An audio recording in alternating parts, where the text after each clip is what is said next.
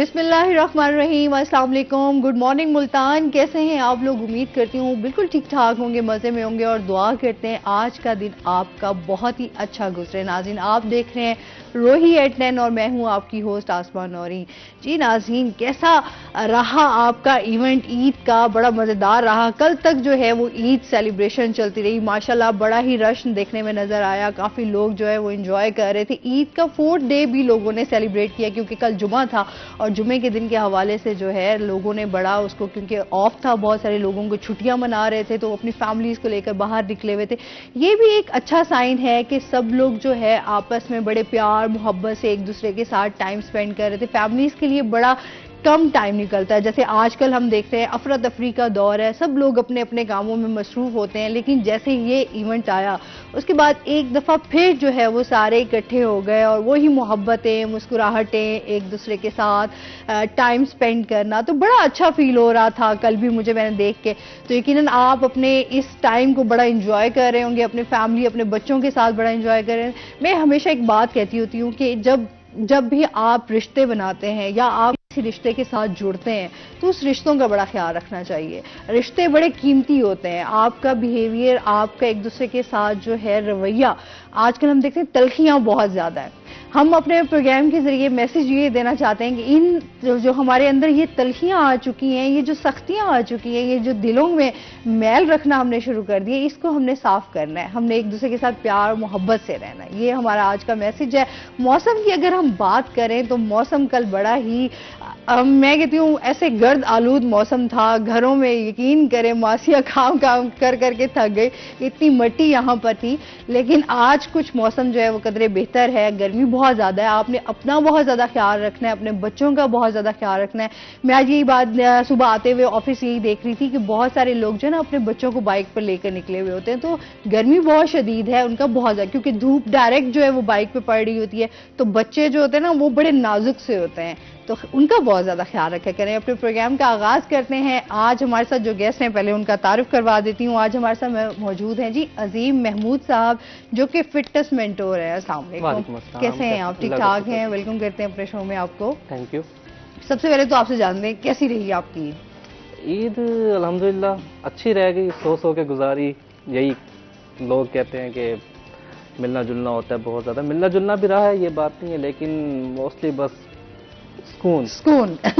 अच्छा, ये एक बहुत सारे लोगों का यही आंसर रहा, यकीन करें, कि वो ये कहते हैं कि हम जो ईद आती है उस पर शायद अपनी नींद पूरी करते हैं, या वो एक जो टाइम वो इनकी एक रूटीन चल रही होती है जरा हट जाते हैं। कहते हैं ईद में थोड़ा छुट्टियां मिल जाती हैं तो बंदा कहता है अच्छा नींद ही पूरी कर लें। वो बस एक मेंटल साइकी भी होती है। कुछ लोगों का अपना सिस्टम होता है। जिनकी गैदरिंग्स बहुत ज़्यादा होती हैं वो लोग तो फिर लगे रहते हैं ना। जिनकी गैदरिंग ज़्यादा ना हो वो फिर कहते हैं चलो यही एक ही दिन मिला है या 3 दिन है जिसमें कोई काम नहीं करना, सो के गुजार वो फिर। अच्छा, आज हम अपने नाज़रीन को बता दें कि वर्ल्ड एथलेटिक्स डे मनाया जा रहा है आज पूरी दुनिया में। तो हमने आज अजीम से भी इसी हवाले से बात करनी है कि किस तरह हम अपनी स्पोर्ट्स को बेहतर कर सकते हैं, किस तरह हम अपने आप को फिट रख सकते हैं। सबसे बड़ी बात यह आती है कि अपने आप को किस तरह फिट रखना है।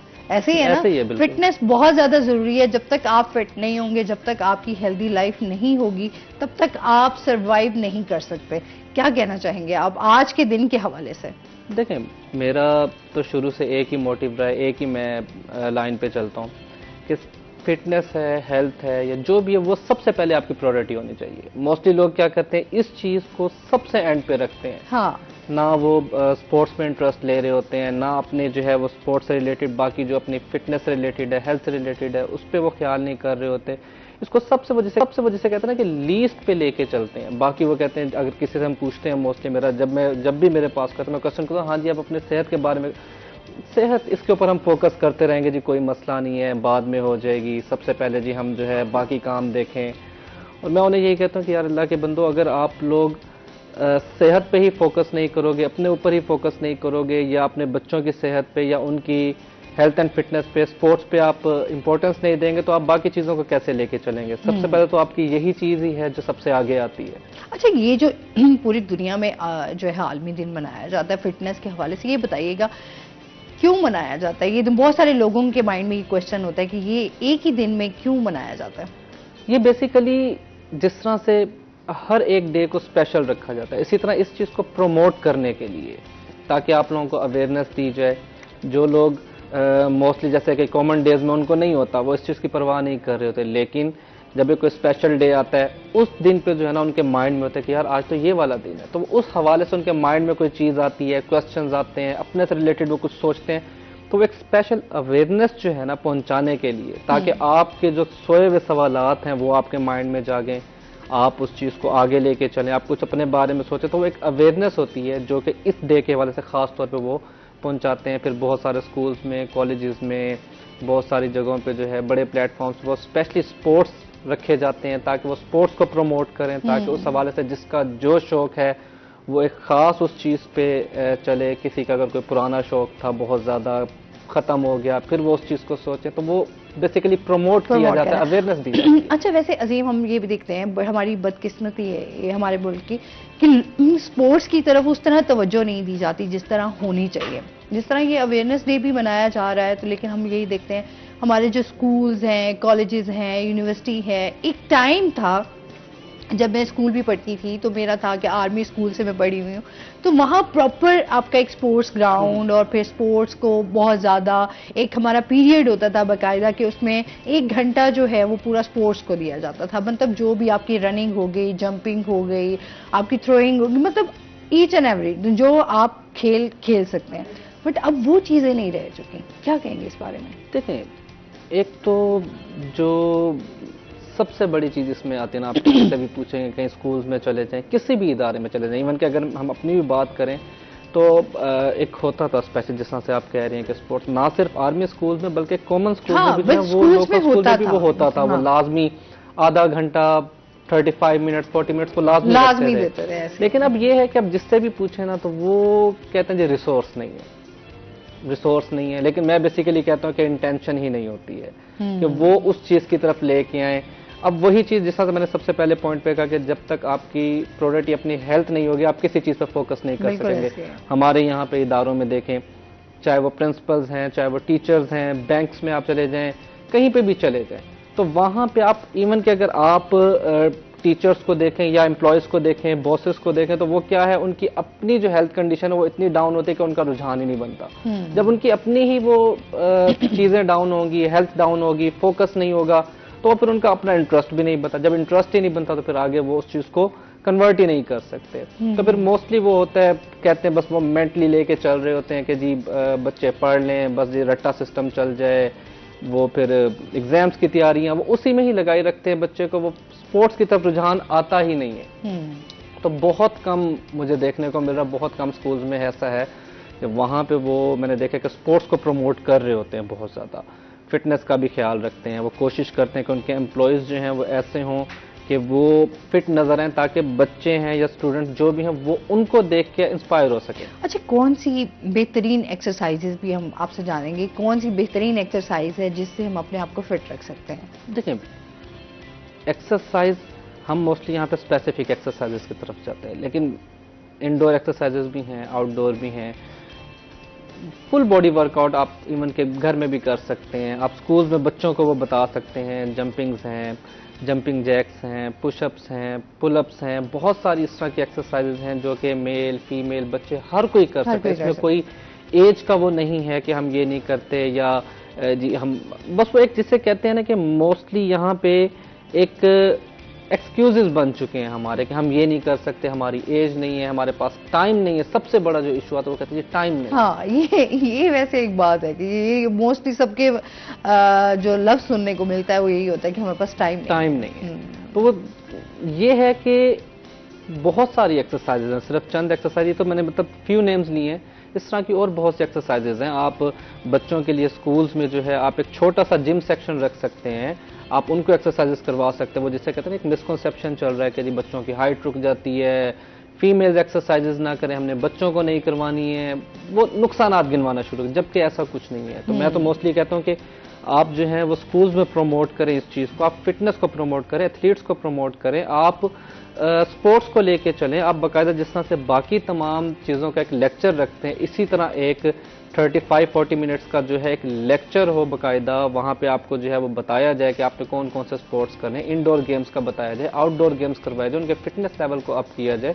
तो वही है बात कि आपकी अपनी सेहत जब ठीक होगी, चाहे वो छोटा बच्चा है, चाहे वो बड़ा है, फीमेल है, ओल्ड है, जो भी है, जब आपकी अपनी सेहत ठीक होगी तो आप हर चीज़ को लेकर चल सकते हैं, आप दुनिया का हर काम कर सकते हैं, क्योंकि आपके सारे काम ही इसी चीज़ पे डिपेंडेंट है। बच्चे की स्टडीज़ हैं, वो भी हेल्थ पे डिपेंडेंट है, फीमेल्स का घर का काम है, वो भी हेल्थ पे डिपेंडेंट है, चाहे आपकी जॉब है, चाहे कोई भी काम है, ये सारी चीज़ें आपकी हेल्थ के ऊपर डिपेंडेंट है। हम जिस चीज़ को प्रायोरिटी पे रखना चाहिए उसको एंड पे लेके चलते हैं। ये वही ना, वही मैंने पहले जो स्टार्ट में बात की थी कि हम लोगों का उस तरफ रुझान ही अब खत्म हो चुका हुआ है। अब मोस्टली जो बच्चों का रुझान है ना, वो मोबाइल्स की तरफ ज्यादा चला गया। अगर कोई गेम खेलनी है तो वो फिर मोबाइल पे ही आपने जो कोई गेम डाउनलोड की और फौरन आपने उस पर गेम खेलना शुरू कर दी। असल में बात फिजिकली जो है टेक्नोलॉजी जो है वो एक्सेस में आ गई है। वालिदैन क्या करते हैं, बच्चों को जी चलो जी इनको बजाय बाहर भेजने के जी हालात खराब हैं, चलो उसी एक बहाने के तौर पे क्या करते हैं कि जी उनको मोबाइल पकड़ा दिया कि बच्चे तंग ना करें। स्कूल्स में अब तो स्टडी स्टेप्स पे हो रही हैं, हाँ। बाकी तो हम सारी बात छोड़ें, जब स्टडी स्टेप्स पे होंगी तो वो डेफिनेटली बच्चों ने वहीं पे वो चीज़ यूज़ करी, वो टेक्नोलॉजी उनकी एक्सेस में आ गई, उनके हाथ में पहुंच गई है, तो वो इसीलिए बस बच्चों को जी उसी तरफ ही लगा और फिर अब पूरे का पूरा सिस्टम ही उसी तरफ चल पड़ा है। तो वो गेम्स की तरफ बहुत मुश्किल होता है और किसी किस्म का जो है वो देखने को नहीं मिल रहा था, लेकिन काफ़ी अफसोस भी होता है देखकर और कोशिश भी होती है कि ये लोग जो है अवेयरनेस की तरफ आएँ, बल्कि अवेयरनेस देने की ट्राई भी हम बहुत ज़्यादा कर रहे होते हैं। सो कोशिश तो कर रहे हैं, देखें कहाँ तक बात जाती है। चलें जी, इंशाल्लाह हम तो कोशिश ही कर सकते हैं और एक उम्मीद भी। अच्छा, लोगों को ना इनकरेज करने की भी बड़ी ज़रूरत होती है, एक उनको होता है ना कि उनके थोड़ा सा पुश करने की ज़रूरत है ताकि वो भी अपने आप को फिटनेस की तरफ लेकर आएँ। अच्छा, क्या सबसे अच्छी डाइट क्या होनी चाहिए? हम थोड़ा डाइट के हवाले से भी आ जाएंगे, फिटनेस की तो हम बात कर रहे हैं, किस तरह की डाइट होनी चाहिए? डाइट बेसिकली जो मैं कहता हूँ वो है कि बैलेंस्ड हो, जिसमें आपकी तमाम चीज़ें पूरी हो रही हों, क्योंकि अल्लाह ताला ने बॉडी का निज़ाम ही ऐसा बनाया, उसमें आप कोई भी चीज़ स्किप नहीं कर सकते। आप एक चीज़ स्किप करेंगे आपके इश्यूज बढ़ जाएंगे। मोस्टली मैं देखता हूँ अगर जिस तरह से अगर हम बात करते हैं वेट लॉस की, बहुत ज़्यादा, एक तो ये इश्यूज जो है आज पूरी दुनिया में चल रहा है। उसमें क्या होता है, मोस्टली लोग क्या करते हैं, जस्ट अपनी हेल्थ को वो करने के लिए वो एक चीज़ से एसोसिएट किया, फिर दूध छोड़ दिया, कोई किसी चीज़ को छोड़ देता है, कोई रोटी को स्किप कर देता है कि ये इश्यूज आ रहे हैं। तो कभी भी हम किसी चीज़ को स्किप, बैलेंस डाइट को लेकर चलें जिसमें आपके तमाम पोर्शंस पूरे हों। आपका कार्ब्स का पोर्शन है, आपका प्रोटीन का पोर्शन है, आपका कैल्शियम है, आपका विटामिन है, मिल्क इनटेक है, वेजिटेबल, ये तमाम चीज़ें आपकी बैलेंस वे में चलें। वो कहते हैं ना कि excess of everything is bad. वो फिर चाहे आप कोई भी चीज़ अपनी क्वांटिटी से ज्यादा लेंगे वो आपको नुकसान पहुंचाएगी। बिल्कुल ऐसे ही है, और हर चीज की ज्यादती जो है ना वो खतरनाक है। अभी अभी हमें जो है एक और गेस्ट ने भी ज्वाइन किया है, उनका तारुफ करवा देते हैं। हाशिर राजपूत हैं हमारे साथ, जो कि रेडियो प्रेजेंटर भी हैं और सिंगर भी हैं। जी अस्सलाम वालेकुम। कैसे हैं आप हाशिर? ठीक है, वेलकम करते हैं अपने शो में आपको। अच्छा जी, क्या चल रहा है हाशिर, थोड़ा सा आपसे जान लेते हैं, क्या एक्टिविटीज चल रही हैं आजकल? एक्टिविटीज ये है कि अभी ईद गुजरी है और बस उसकी वो वाइब में है अभी तक। अच्छा, अभी तक वो सुस्ती नहीं खत्म हुई। अच्छा, अभी हम यही बात कर रहे हैं। हम लोग जो है ना, वही जो ईद की छुट्टियां मिली ना, उसमें तो आज मेरा भी यकीन करें सुबह बिल्कुल उठने का दिल नहीं कर रहा था, लेकिन ड्यूटी थी, जाहिर सी बात है, आपने आना था, हमने अपने व्यूवर्स के साथ यहाँ पर बैठ के शो करना होता है, तो वो थोड़ा रहता है ना, टाइम शेड्यूल थोड़ा डिस्टर्ब हो जाता है ना ईद में, तो इस वजह से वो अभी तक उसकी वाइब से नहीं निकल पा रहे। बाकी ये क्या आहिस्ता आहिस्ता। अभी आप नींद में हैं या पहुंच गए शो में? मैं आधा नींद में हूं। अच्छा, आधे नींद में है आप, चले जाग जाएं आप, थोड़ा सा आपको टाइम देते हैं कि आप जाग जाएं, फिर हम आपसे अच्छा सा एक सॉन्ग भी सुनेंगे। कब से वैसे शौक हुआ सिंगिंग का, ये तो थोड़ा सा बताएं हमें। सिंगिंग का शौक मुझे बचपन से ही था, और वैसे मुझे जो गिटार प्ले करते हुए तकरीबन 13 से 14 ईयर्स हो गए हैं। अच्छा। Even I am also teaching guitar in Multan, और मेरे माशाल्लाह काफी सारे स्टूडेंट्स भी यहाँ पे इंटरव्यू दे चुके हैं। अच्छा। और लास्ट टाइम फरासत आया था, is also one of my student. Okay. और हमजा, फाक, तो बेसिकली मेरा एम ये था कि म्यूजिक को यहाँ पे म्यूजिक हो रहा है, लेकिन फोक की तरफ ज्यादा रुझान है, लेकिन मैं खुद जो पर्सनली जो जॉनरा पसंद करता हूँ वो रॉक पसंद करता हूँ। अच्छा, रॉक और पॉप रॉक, तो उसी हवाले से ही मैं अपनी कॉम्पोजिशंस भी बनाता हूँ। तो मेरा है अब इरादा, मैंने यानी कि ऑफिशियल से स्टार्ट कर दिया अपना। तो लास्ट 7 मार्च को मैंने फर्स्ट रिलीज किया और इंशाल्लाह ताला सो ऑन काफी सारे प्रोजेक्ट हैं। तो कैसा रिस्पांस मिल रहा है? रिस्पांस बहुत अच्छा है, रिस्पांस बहुत अच्छा है। उसकी वजह यह है कि यहाँ पे ना ऑफिशियल करने से ना थोड़ा सा हेजिटेट होते हैं लोग कि कैसा रिस्पांस आएगा कैसा नहीं आएगा। बेसिकली आर्टिस्ट को जो है एक्सपेरिमेंट करने चाहिए अपने सॉन्ग से रेलिवेंट, अपने कॉम्पोजिशन से रेलिवेंट, क्योंकि कब तक कवर्स से काम चलाते रहेंगे। बिल्कुल ऐसे ही है। तो ये अच्छा, ये एक अच्छी चीज है। और दूसरा मार्केट को इनहेंस करती है ये चीज ना, कि आप अगर फॉर एग्जांपल देखें कि लोगों की नजर में आता है कि देखो कितने छोटे छोटे बच्चे हैं और उन्होंने अपने अपने गाने बना चुके। तो ये अच्छी चीज है मेरी नजर में। तो मैं इस चीज को ज्यादा अप्रिशिएट करता हूँ कि यार अगर बंदा अपने गानों की तरफ जाए। अच्छा जी, मजीद भी इनसे गाने भी सुनेंगे, फिटनेस की बातें भी होंगी, लेकिन अभी हमने जाना है ब्रेक पे, हमारे साथ रहिएगा।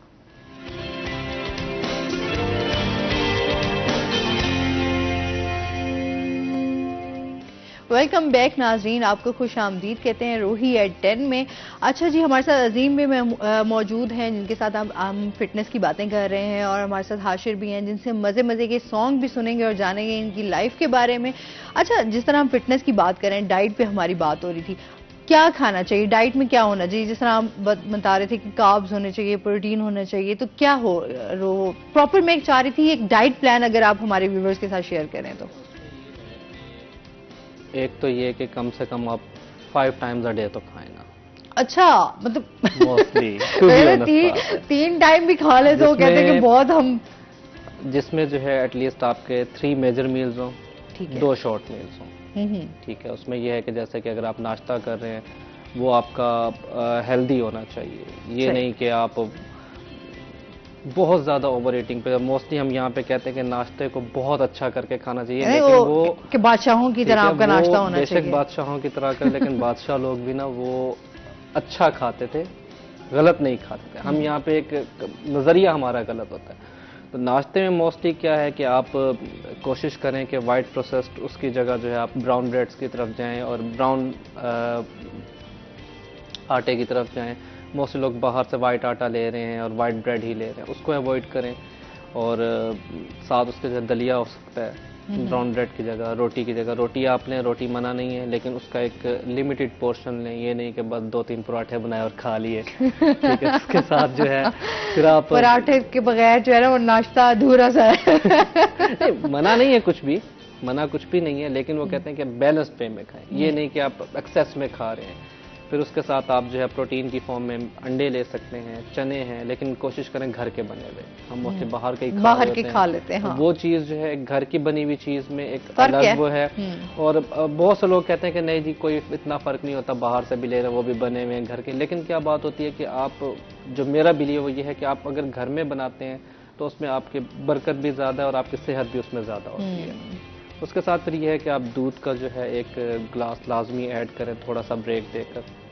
फिर शॉर्ट मील में इसके बाद आ जाए तकरीबन घंटे बाद 2 घंटे बाद आप लाजमी कोई ना कोई फ्रूट ले लें, ताकि वो आपके एनर्जी को, बहुत सारे वाइटामिन्स को पूरा करे। फिर उसके बाद आपका जो है लंच आ जाता है। लंच में इसी तरह आप जो है एक नॉर्मल मुनासिब सी छोटी रोटी ले लें या स्मॉल पोर्शन आप राइस का ले लें। उसके साथ आप चिकन कर लें, चिकन है, बीफ है या मटन है, प्रोटीन की कोई भी फॉर्म ले सकते हैं। वेजिटेबल्स भी आप ऐड कर सकते हैं। ये नहीं है कि आप डेली बेसिस पे वो खाएं, लेकिन आप ये है कि वेजिटेबल्स भी ऐड कर सकते हैं। उसके साथ आप सैलड का इंटेक रखें वेजिटेबल्स की फॉर्म में, वो एक सबसे बेस्ट होता है। मैं मोस्टली क्या चीज़ रिकमेंड करता हूँ कि अगर आप कार्ब्स का थोड़ा सा पोर्शन ले रहे हैं, आप उसको इंक्रीज़ करने के बजाय आप प्रोटीन को थोड़ा इंक्रीज़ कर लें। वो आपको जो है, क्योंकि वो बॉडी में स्टे नहीं करता ज़्यादा देर, जितना बॉडी को रिक्वायर्ड होता है उतना वो लेगा, उसके बाद एक्सक्रीट हो जाएगा। मोस्टली मैं कहता हूँ कि कार्ब्स को एक्सीड ना करें। उसका ये प्रॉब्लम होता है कि अगर जिस तरह से रोटी है, लोग कहते हैं भूख हमारी इसी से खत्म होती है। वो हम ज्यादा जब तक खाएंगे तो क्या होगा कि वो अंदर स्टोर होती रहेगी। सही, वो जितनी बॉडी को रिक्वायर्ड होगी उतना वो कंज्यूम करेगा, बाकी स्टोर कर देगा, फैट में कन्वर्ट हो जाएगा, फैट की फॉर्म में चला जाएगा। बहुत सारी चीजें इस तरह से हम गलत लेके चलते हैं, जिसकी वजह से हमारे पे इश्यूज आते हैं। ठीक है। फिर उसके बाद आप इवनिंग स्नैक ले लें। इवनिंग स्नैक में आप हल्का फुल्का सा कोई बिस्किट खा लें, ये नहीं कि क्रीम वाले खा लिए, वीटेबल बिस्किट्स होते हैं, वो भी डाइट वाले खाने थे। आप सारी डाइट वाली चीजें डाइट वाले ये बेसिकली हेल्दी हैं। हाँ। वो एक किस्म का मैं कहता हूँ कि चस्का होता है, आपने वक्ती खा लिया। आप वीटेबल बिस्किट है, आप एक खा लेंगे, आप अपने आप को फुल फील करेंगे, लेकिन वो आप दूसरा बिस्किट आप पूरा पैक भी खा जाएगा, आप कहेंगे मैं और भी खा सकता हूँ। ऐसे ही है। तो वो एक इस तरह से भी आप चीज को देखें। फिर उसके बाद आपका डिनर है। डिनर मैं कहता हूँ कि वो आपका लाइट से लाइट हो। वो आप जो है बेशक उसमें आप कार्ब्स ऐड ना भी करें तो इशू नहीं है, लेकिन आप थोड़े बहुत मिनिमम कार्ब्स हों, साथ उसके प्रोटीन हो। वो प्रोटीन भी आपका लिमिटेड उसमें, ये नहीं कि आप उसको एक्सीड करें। उसके बाद मोस्टली लोग जो है रात में वेजिटेबल्स का इंटेक जो है उनके स्टमक को नहीं अफेक्ट करता, तो मैं कहता हूँ कि सैलेड बेशक ना लें, लेकिन एक बैलेंस खाना उसमें डिनर आपका हो। और सबसे बड़ी मिस्टेक जो हम करते हैं कि ऐसे डिनर की और बस फिर हाँ सो जाते हैं। अच्छा, ये बड़ा वैसे हमारा मसला है कि आप खाने के बाद जो हम फौरन सो जाते हैं या लेट जाते हैं, थोड़ा रिलैक्स फील कर लेते हैं, क्योंकि खाने के बाद फौरन आपको थोड़ी सी गनूदगी भी छाने लग जाती है ना, और नींद आना रेटिंग से होता है वो हमेशा वो आपका अगर आप थोड़ा भी खाएंगे तो मुझे तो खैर आने लग जाती है, वो फौरन लेट जाती हूँ। अच्छा, ये मसला है वैसे, लेकिन ये है कि आपको अपना फिट रखना अपने आप को, और स्पोर्ट्स की तरफ। अच्छा, मैं स्पोर्ट्स की तरफ भी आना चाह रही थी कि स्पोर्ट्स की तरफ भी हम अपने, अगर उसकी तरफ जाएं तो हम अपने आप को फिट रख सकते हैं स्पोर्ट्स के थ्रू। तो पसंद का कोई भी स्पोर्ट जो आपको पसंद हो, आप उसमें बहुत सारे यहाँ इवन कि अगर मैं मुल्तान की बात करूँ, बहुत सारे स्टेडियम्स बने हुए छोटे छोटे जहाँ पे आप अपना स्पोर्ट्स को वो करते हैं।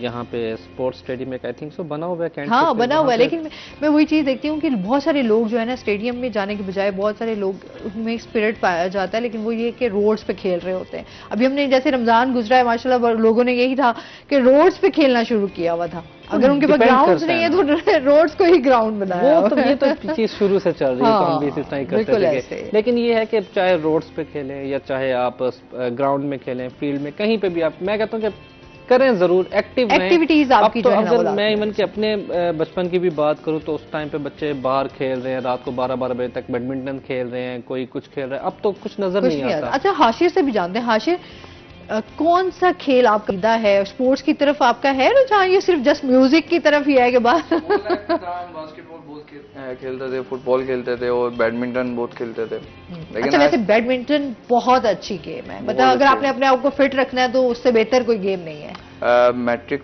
तक और फिर उसके बाद यूनिवर्सिटी लाइफ में भी हम थोड़ा बहुत खेले, लेकिन फिर उसके बाद बिजी इतना हो गया लाइफ में कि किसी चीज के लिए टाइम नहीं, वही बात आ गई, टाइम नहीं है। बहुत मसरूफ लाइफ है हमारी।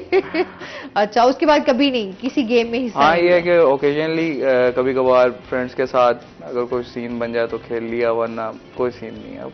अच्छा, बिल्कुल अब कोई गेम से बिल्कुल भी नहीं है। अच्छा, आपको भी शौक है जिस तरह मोबाइल्स पे आपने गेम्स डाउनलोड की? मोबाइल्स पे तो बिल्कुल इंटरेस्ट नहीं है। मोबाइल का ये है कि मैं मोबाइल तो कोशिश करता हूँ कम से कम यूज करूँ, क्योंकि मैं थोड़ा सा भी यूज करूँ मैं बोर हो जाता हूँ। अच्छा, हाँ, ना मुझसे ज्यादा देख, ये वाहिद बंदे हैं जी जो कह रहे हैं मोबाइल यूज करते हैं। Basically being musician, being artist, हाँ अगर मुझे कुछ लिखना हो अपना तो मैं उसको। अच्छा, सॉन्ग्स खुद लिखते हो अपने? सॉन्ग्स वगैरह सब कुछ खुद लिखता हूँ। अच्छा, माशाल्लाह। कंपोजिशंस भी मेरी अपनी और म्यूजिक भी।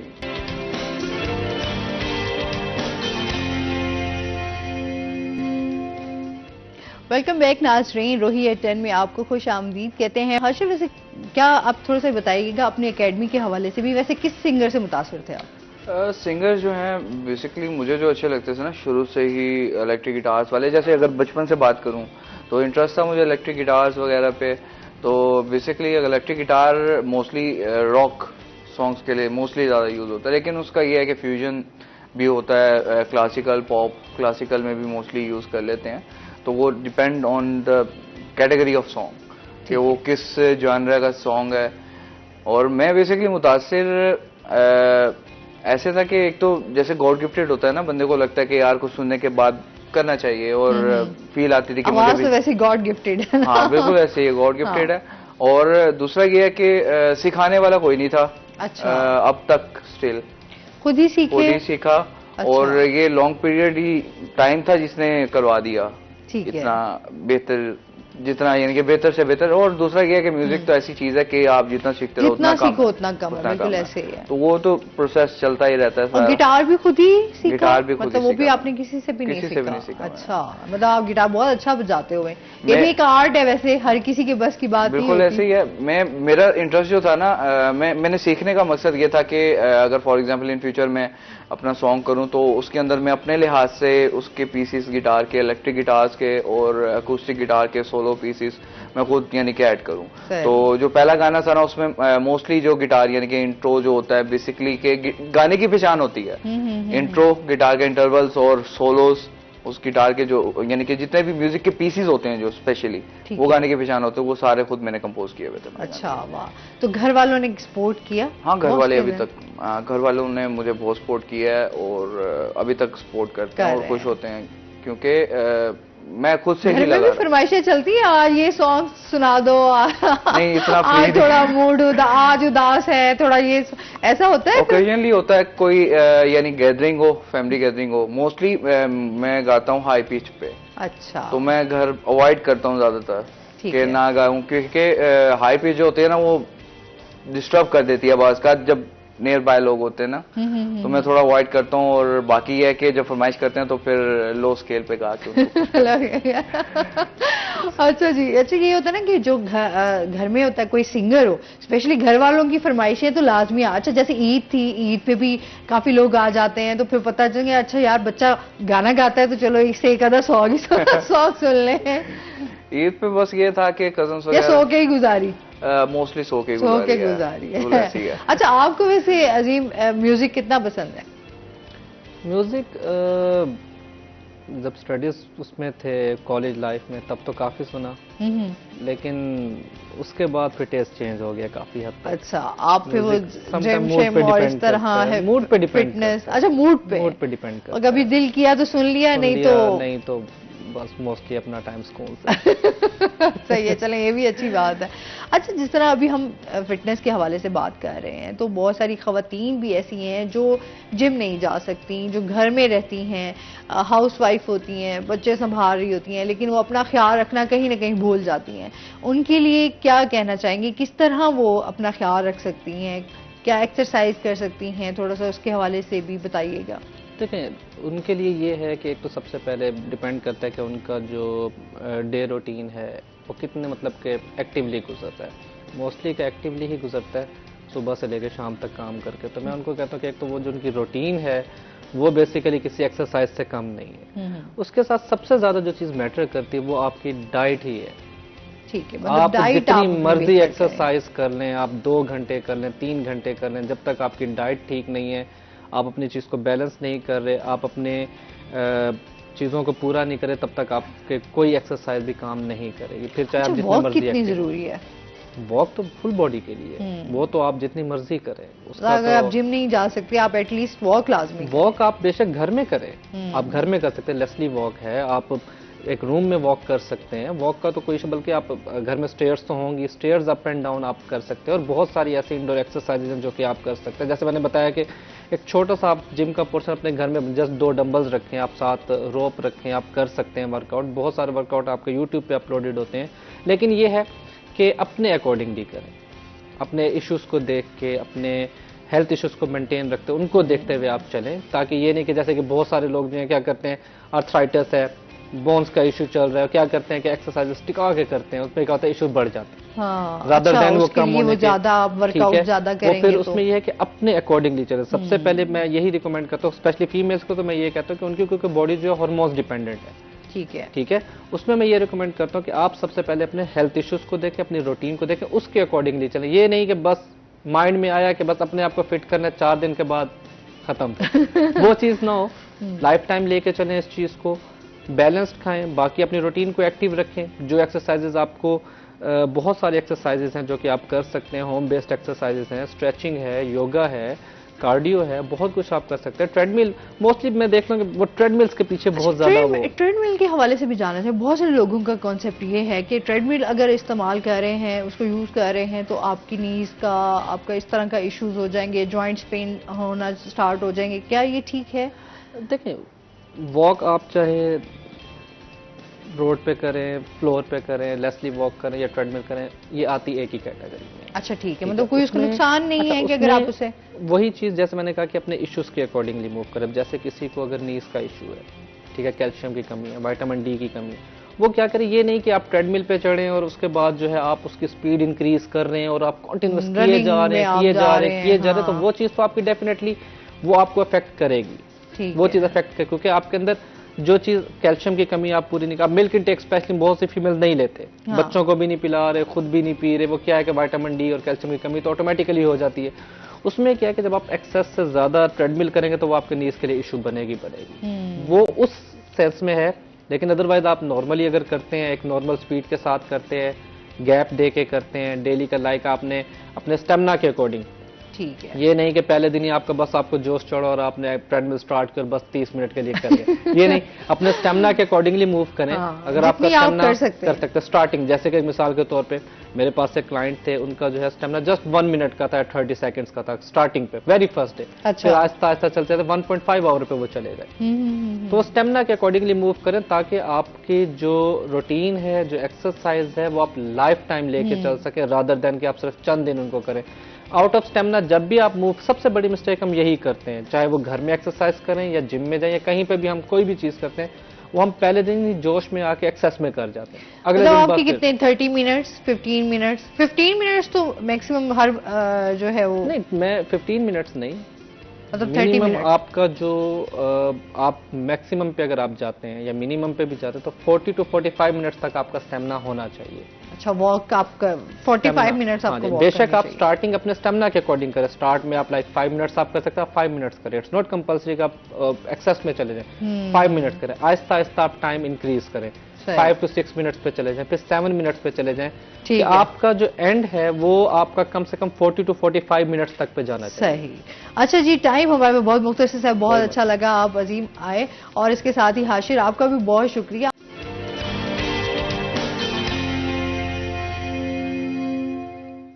वेलकम बैक नाज़रीन, रोही एट 10 में आपको वेलकम करते हैं। हमारे साथ गेस्ट मौजूद हैं, पहले उनका तारुफ करवा देती हूँ। हमारे साथ मौजूद हैं जी, सबसे पहले हमारे साथ हैं शेख वसीम साहब, जो कि एक्सपोर्टर भी हैं और लाइन से भी इनका ताल्लुक है। अस्सलाम वालेकुम, कैसे हैं आप? ठीक ठाक हैं? वेलकम करते हैं अपने शो में आपको। आपका शुक्रिया और रूही की पूरी टीम का शुक्रिया जिन्होंने आज हमें अपने स्टूडियो में दावत दी। बहुत शुक्रिया। और इसके साथ ही जो हमारे दूसरे गेस्ट हैं वो हैं जी शुएब सदीकी साहब, जो कि सदर लोहा मार्केट से हैं। अस्सलाम वालेकुम, कैसे हैं आप? ठीक ठाक हैं? वेलकम करते हैं अपने शो में आपको। थैंक यू, बहुत बहुत शुक्रिया आपका, आपने हमें यहाँ मदऊ किया।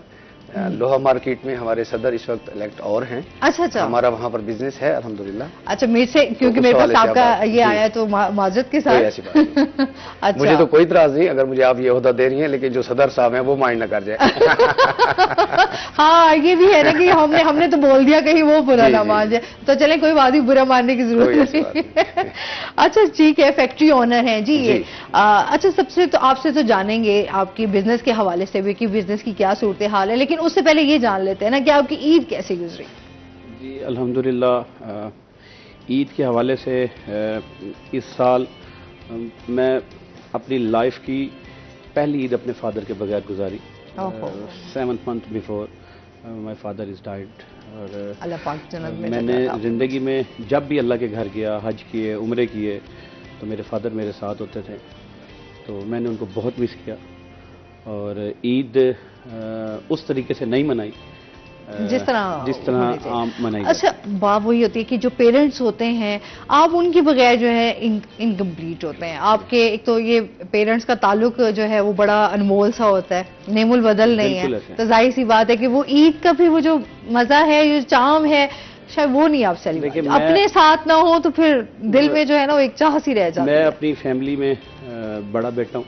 अच्छा, माशाल्लाह। और मेरी अटैचमेंट जो थी मेरे फादर के साथ बहुत ज़्यादा थी। ठीक है। तो उसको अगर देखा जाए तो मेरे लिए बहुत ऐसा दिन था जिसमें खुशियाँ थी, अल्लाह की रहमतें थी, लेकिन मैं उनको बहुत मिस किया। लेकिन दुआ की उनके लिए। चलें जी, अल्लाह ताला जो है उनकी मग़फ़िरत फरमाए, आमीन। वो एक बेहतरीन जगह पे है। जी बिल्कुल। अच्छा सर, आपकी कैसी ईद गुजरी? आपकी क्या एक्टिविटीज रही? जी असल में इस वक्त जो एक मसरूफियत का दौर जा रहा है, तो ईद हमें कुछ वक्त प्रोवाइड करती है अपनों को मिलने के लिए। मिलने का बिल्कुल ऐसे। तो मैंने कोशिश की ज़्यादा से ज़्यादा अपने बहन भाइयों में, अपने जो रिलेटिव हैं, दोस्त हैं, पुराने दोस्त हैं, स्कूल लाइफ के दोस्त हैं, उनको जाके मिला जाए। सही। तो ये खुशियां बांटी जाएं। तो मैंने खूब इंजॉय किया है, लोगों को बुलाया है, लोगों के पास गए हैं और बहुत इंजॉय। चलें, ये तो अच्छी बात है कि आपने, ये मैं अभी स्टार्ट में, प्रोग्राम के स्टार्ट में यही बात कर रही थी कि ईद जब आती है, ये इवेंट आता है ना, तो ये एक ऐसा मौका होता है जब आप सारे इकट्ठे हो जाते हैं। तो इस दफा क्योंकि कोरोना के बाद, ये ऐसे समझ लें कि 2 साल के बाद ये ऐसा टाइम आया कि सारे इकट्ठे हुए और सबने बड़ा एंजॉय किया। गैदरिंग हम लोग देख रहे थे इस दफा, तो रोड्स पे भी बड़ा रश रहा, लोगों की बहुत घूमने फिरने, तफरीह के वैसे मौके बड़े कम होते हैं, लेकिन लोग बड़ा एंजॉय कर रहे होते हैं। अच्छा सर, बिजनेस, हम ईद की, तो मैं क्योंकि अभी रिसेंटली ईद गुजरी है, तो मैंने कहा थोड़ा इसको टच करना चाहिए लाजमी। बिजनेस के हवाले से भी आपसे जानना चाहेंगे, क्या सूरत हाल चल रही है? देखिए, इस वक्त हुकूमत भी देखें एकदम चेंज हुई और सारी चीजें जो अफरा तफरी में हुई, क्या कहेंगे आप? देखिए, जब तक हमारे मुल्क में ये अनसर्टनिटी की कंडीशन ख़त्म नहीं होती, तब तक प्रॉब्लम्स हैं और इंटरनेशनली भी प्रॉब्लम चल रहे हैं। आप ये देखें कि डॉलर्स राइज होता है, हाँ, कभी जो है नीचे आ जाता है, तो वो प्रॉब्लम होता है उसमें। इंटरनेशनल, जब हम, मेरा टेक्सटाइल का काम है, तो जब हम अपने कस्टमर को कोई चीज़ सेल करने जाते हैं, धागा या कपड़ा, तो उसकी पूरी उसकी कॉस्टिंग होती है। ठीक है। तो उसमें जो प्रॉब्लम आजकल आ रही है वो अनसर्टेनिटी जो हमारे मुल्क में इस टाइम चल रही है, प्लस लॉजिस्टिक के फ्रेट्स, जो मैं समझता हूं कि इस टाइम जो सबसे बड़ा हॉट इशू है वो इस तरह के जो लॉजिस्टिक, मैं एग्जांपल देता हूं आपको कि जो यूरोप का जो फ्रेट था अब से 3 साल पहले, तो वो अगर $700 था तो अब वो $8,000 में है। तो जब हम कॉस्टिंग करते हैं तो वो एंड यूजर जो हमारा क्लाइंट है ना, वो सारा वो बेयर कर रहा होता है। सही। तो उसकी कास्टिंग आउट हो जाती है, जो कि बिजनेस में प्रॉब्लम कर रही है। फिर जब हम अपने मुल्क में वापस आते हैं तो यहाँ डॉलर्स के प्रॉब्लम है, यहाँ बिजली का पिछले दिनों बहुत बुरा हाल है, अभी तक चल रहा है। अभी मैंने सुना है कि 1 मई से गवर्नमेंट ने ऐलान तो किया, बट आई डोंट नो क्या सिचुएशन अब ये इस महीने में पता लगेगी, क्योंकि अभी तो हम छुट्टियों पे थे, इंडस्ट्री सारी बंद थी, तो अब इस मंथ पता लगेगा कि क्या होता है। बट कारोबार के हिसाब से बहुत बुरे हालात। अब ये देखें, हमारा नेबर मुल्क है श्रीलंका जी, तो अभी वो रिसेंटली जो है वो बैंकरप्ट हो गया है, और वहाँ पे जो हमारे फ्रेंड्स हैं वो बता रहे हैं कि उनके बच्चों के एग्जाम्स के लिए जो कागज चाहिए ना, पेपर जी, उसके खरीदने के भी पैसे नहीं है उनके पास। तो इतने बुरे हालात हैं इस टाइम दुनिया के। अभी कल मैं देख रहा था कि जर्मन बैंक ने भी थोड़ी सी डेंजरस का अलार्मिंग सिचुएशन बताई है, जो कि आने वाले वक्तों में वो खतरनाक है। सर, आप क्या कहना चाहेंगे? असल में हमारी जो पूरी एक बिजनेस की जो सिस्टम है वो सब घूमता है डॉलर पे। तो इस वक्त जो कंडीशन चल रही है, हर बंदा डॉलर पे ही डिपेंड कर रहा है, लेकिन अभी भी डॉलर बढ़ा है जी, लेकिन असल सूरत हाल ये है कि डॉलर तो अपनी जगह बढ़ रहा है, उसकी वजह से तो डायरेक्टली इन्फेक्ट पड़ता है हमारे बिजनेस पे। लेकिन अगर हम देखें पूरी दुनिया में इस वक्त महंगाई है, 50 से 100% चीजें ना बाहर महंगी हुई हैं, तो उनकी वजह से भी एक बहरान आ रहा है, एक बहुत बड़ा हमारे मुआशरे में ना गैप आ रहा है, लोगों की कुव्वत खरीद खत्म होती जा रही है। तो उसमें जो अब एक पहला कदम गवर्नमेंट ने लिया है कि कुछ पेज बढ़ाने का उन्होंने कहा है, 25,000 पे कम से कम करें, तो ये एक अच्छा इकदाम है। तो इसको लेकर अगर वो अप्लाई करा सकते हैं, इसका सबके लिए पॉसिबल हो कि सब लोग उनको दें, तो फिर कुछ महंगाई में फर्क पड़ सकता है कि लोगों को खरीद बहाल हो। लेकिन लोहा काफी महंगा भी हो चुका है, काफी उस पे जा रहा है, मैं तो ये समझती हूँ। और हमारा तो खैर लोहे में ये भी है कि उसके नेमल बदल बहुत सी चीजें आ रही है, फाइबर ने ले ली है, प्लास्टिक ने ले ली है, तो वो भी हमारी एक अलग सी सिचुएशन है। तो ये पूरी दुनिया में इस वक्त महंगाई का जो है इशू चल रहा है, तो हमारी जो है वो डबल इसलिए हो जाती है कि एक बाहर से महंगाई और फिर दूसरा ये डॉलर जो बढ़ रहा है, तो इसको गवर्नमेंट को चाहिए कि कंट्रोल करें। अच्छा सर, जिस तरह महंगाई पर हम बात कर रहे हैं, महंगाई ने तो एक तूफान है, वो शायद लग रहा है कि ऐसा जिन है जो कंट्रोल में नहीं आएगा। आप क्या कहना चाहेंगे, कंट्रोल में आएगा या आउट ऑफ कंट्रोल हो जाएगा? ये डिपेंड कर रहा होता है गवर्नमेंट्स की पॉलिसीज के ऊपर। अगर आप कंपैरिजन करें यूरोपियन कंट्रीज का या इसका देखें, चाइना ने बहुत बड़ा फेस किया है इस, और अभी रिसेंटली 2022 सितंबर में वहाँ गेम्स होने जा रही थी, तो वो भी उसको उन्होंने 2023 फरवरी तक उन्होंने चेंज कर दिया उन्होंने। देखिए, ये डिपेंड कर रहा था पॉलिसीज पे। हमारे यहाँ मुल्क में जब तक आपकी ये पॉलिटिकली और ये दूसरी बातें जब तक सही नहीं होती, लड़ाई झगड़े मामलात बेहतर नहीं होते, तो हम पॉलिसी नहीं बना सकते। देखिए, जो महंगाई हुई है वो पूरी दुनिया में हुई है, लेकिन दुनिया ने अपनी लोगों को कंपनसेट भी किया, लेकिन हमारे मुल्क में पैसा नहीं है, हम गरीब मुल्कों में शुमार होते हैं, तो हम एक लेवल तक जाके अपनी आवाम को जो है वो कंपनसेशन दे सकते हैं। अदरवाइज अगर हम और जाएंगे तो हमारे भी हालात ठीक नहीं है। ये पॉलिसीज मैटर्स हैं। अगर पॉलिसीज को देखा जाए दूसरे मुल्कों की तरह, जहां अगर सैलरीज उनकी 50,000 थी तो उन्होंने उसको बढ़ा के 1 लाख तक कर दिया, 50% उनको उन्होंने जो है ना कंपनसेशन दी। हमारे मुल्क में उस लेवल पे जाके सैलरीज और आपकी जो बिजनेस इनकम्स थी वो वहीं स्ट्रक है। आपके जो एक्सपेंसेस हैं वो डे बाय डे बढ़ रहे हैं किसी भी सूरत में। सर, जब इमरान खान साहब की हुकूमत थी तब भी कोई फायदा पहुंच रहा था टेक्सटाइल मिल ओनर्स को या नहीं? देखें, मैं वही आपको बात बता रहा हूँ कि डॉलर 133 से शुरू हुआ, ठीक है, यकदम ही डॉलर 190 को टच करता है। अब इस पूरे स्पेस में पता नहीं था कि डॉलर यहीं पे रहेगा या नीचे आएगा। ठीक है, आज डॉलर 10 रुपए बढ़ा है, 5 रुपए बढ़ा है, तो अगले दिन ही 4 रुपए कम हो गया।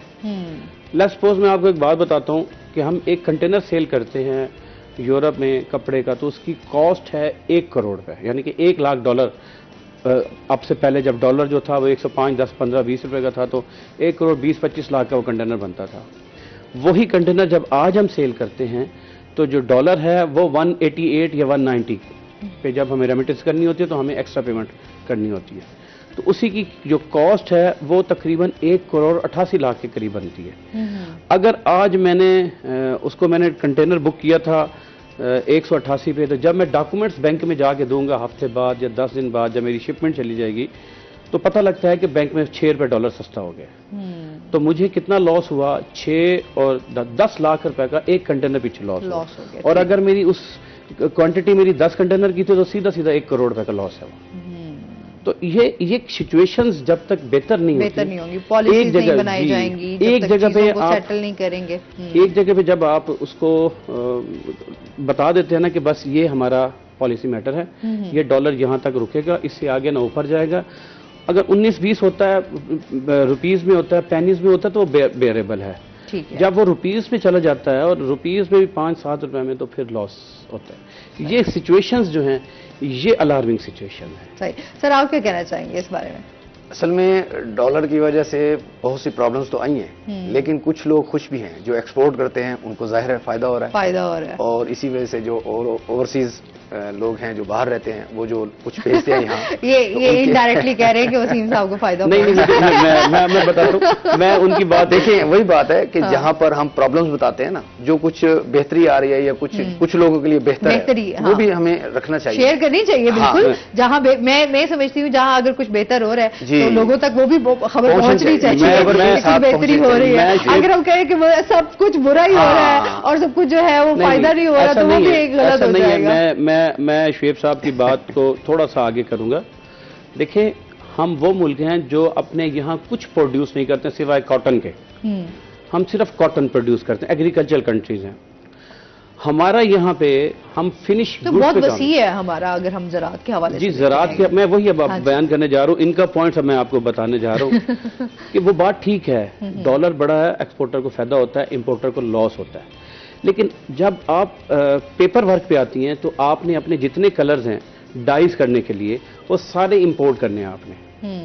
आपने उसकी स्टिचिंग का जो धागा इस्तेमाल होना है वो इंपोर्ट करना है आपने। जो लेबल जाना है वो वहां से आपको कस्टमर लेबल देगा, वो इंपोर्ट करना है आपने जितनी चीजें इंपोर्ट की तरफ जाएंगी वो कॉस्ट बढ़ती जाती है, वो बैलेंस हो जाती है चीजें। मैं जब आपको शुरू में बताया कि हम कॉस्ट करते थे यूरोप का फ्रेट $1200 में 40 फीट हाइक का, आज जो अभी स्टिल आज का जो फ्रेट है वो $8200 है। आप खुद देखें ना कितने % और वो लॉस है। जब चीजें बढ़ती हैं तो आप हायर साइड के ज्यादा देखते हैं, प्रॉफिट आपका बिल्कुल श्रिंक हो जाता है। सही अब सर ने काफी बढ़िया नहीं, ठीक है, ये अच्छा ब्रीफ कर रहे हैं। इंपोर्ट एक्सपोर्ट के हवाले से ये जाहिर है एक सीनियर हैं, लेकिन बात ये है कि वही आप वाली बात कि हमें जो एक्सपोर्ट्स हैं वो बढ़ानी चाहिए। तो अब हम सब चीजें ना गवर्नमेंट पे डाल देते हैं। हमें क्या करना चाहिए, अपनी क्या जिम्मेदारी, हम क्या कर रहे हैं, हम उसमें क्या हम उन गवर्नमेंट के साथ कोऑपरेट कर सकते हैं। जैसे आपने कहा कि एग्रीकल्चर में हमारा एक बहुत बड़ा यहाँ पर वसी कॉटन की हमारी बहुत उसके अब जैसे अब ये मैंगो का सीजन आ रहा है, तो इसमें हम इसको एक्सपोर्ट करें, फिर उसको तरीके से चलाएं। गवर्नमेंट भी हमें एक्सपोर्ट करती है, तो हमें चाहिए कि ये जो एक्सपोर्ट है इनको बढ़ाएंगे तो हम कुछ मैनेज। बिल्कुल, एक कॉलर भी हमारे साथ मौजूद हैं जी, फयाज अहमद है हमारे साथ। अस्सलाम वालेकुम जी, फयाज क्या कहना चाहेंगे आप? जी मैम, कुछ चीजें में पाकिस्तान की जो मेन डिमांड है कि मैं उसके लिए जो है ना कुछ मैं सिंह साहब से मशवरा रखना चाहता हूँ कि हम इसको कैसे कर सकते हैं। हम जड़ी बूटियों से, सब्जियों से भट वगैरह नहीं करते हैं और हाथ वाली खड़ी पर कपड़ा बनाते हैं। आपसे बात करना चाह रहे हैं जी। जी, अस्सलाम वालेकुम। जी वालेकुम सलाम सर। जी फयाज भाई बोले। सर मैं चरौदा से बात कर रहा हूँ और हम सर ब्लैक प्रिंट का करते हैं सर और नेक्स्ट टाइम का। आपकी आवाज क्लियर नहीं आ रही, क्लियर नहीं आ रही, सवाल समझ नहीं आ रहा आपका। हाँ, दोबारा आप कॉल कर लें क्योंकि हमें समझ नहीं आ रहा कि आप बात करना क्या चाह रहे हैं, बिल्कुल क्लियर नहीं है। बिल्कुल क्लियर, कंसेप्ट क्लियर नहीं है तो फिर मैं आपको उसका गाइड ही कर सकेंगे। अच्छा सर, आप बात कर रहे थे। जी बस मैं इसी असल में अगर मैं अपने आयरन के बिजनेस में आऊं तो मुझे भी बहुत सी प्रॉब्लम्स हैं, क्योंकि हमारा जो स्क्रैप है वो ज़ाहिर इंपोर्ट होता है और इस वक्त स्क्रैप बाहर भी बहुत हाई है और कुछ हमारे डॉलर की वजह से भी हाई है। उसी वजह से यहाँ पर मार्केट में जो एक फेमस चीज है वो सरिया है, तो वो बहुत अपरेट है। अभी जैसे कंस्ट्रक्शन के हवाले से हम देखें, बड़े महंगाई होगी लोग, क्योंकि तो अब जब लोगों की कुव्वत खरीद कम होगी और एक 5 मरले के प्लॉट में एक लेंटर पे तकरीबन 4 से 5 टन सरिया लगता है, तो उसको कैलकुलेट करते हैं तो वो आज 10-12 लाख पे 10-12 लाख, बिल्कुल ऐसे ही। घर बनाना मुश्किल हो गया, क्या हो गया, सोचना मुश्किल हो गया। अब यार मैं खुद सोच रही थी घर बनाने का, आप यकीन करें आप आगे तो बात ही तो जब कोई बंदा घर बनाने का प्लान करता है ना, सबसे पहले वो सरिये का ज़हन में लाता है। बिल्कुल, वो मेन चीज है, वो इसमें इंटरफेयर करूँ तो वो वहीं पर जो है ना स्लो हो जाता है कि यार पहले तो 12 लाख यहाँ लगेंगे, तो ये बहुत बड़ा इशू। मैं रिसेंटली इस एक्सपीरियंस से गुजरा हूँ। अभी मैं 2 महीने पहले ही अपने न्यू घर में शिफ्ट हुआ हूँ। अच्छा। और मैंने जब अब कंपैरिजन शीट बनाई, बैठा था ऑफिस में, तो मैंने एक उसकी कंपैरिजन शीट बनाई। जो लोहा मैंने 110 रुपए पे मैंने खरीदा था, तो वो आज 230 रुपए पे उसकी कॉस्ट है। बिल्कुल। और उसके बाद टाइल्स के रेट्स, ये सारी चीज़ें इंपोर्ट होती हैं। टाइल्स के रेट उस हिसाब से बड़े हैं। आपकी जब आप फिनिशिंग पे जाते हैं तो आपकी सैनिटरी का सारा सामान ये सारा इंपोर्ट होता है। तो जब आप अब से 6 महीने पहले घर बनाने में और अब घर बनाने में जमीन और आसमान का फर्क है। बिल्कुल ऐसे ही है। और सबसे ज्यादा ना एक बंदा अपनी कैलकुलेशन से एक पूरा, जैसे इन्होंने कहा कि शीट बनाई और आइडिया लगा लिया कि मेरे 50 लाख लगेंगे, वो उसने 50 लाख का एक बंदोबस्त करने के प्लान कर लिया।